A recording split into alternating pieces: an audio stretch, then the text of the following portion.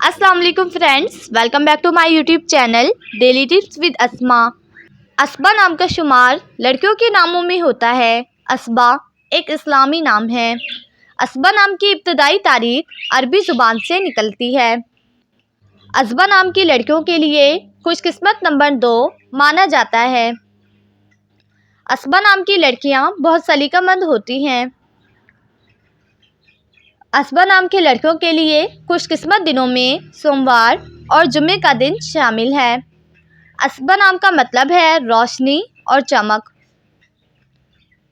अस्बा नाम के अफराद के लिए मुवाफिक पत्थरों में मरकत पत्थर शामिल है।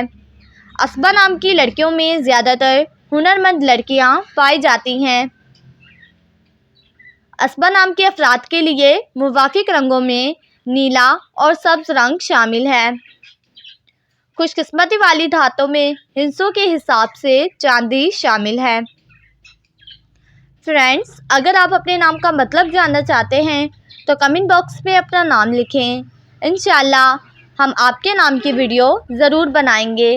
Thanks for watching. अल्लाह हाफिज़।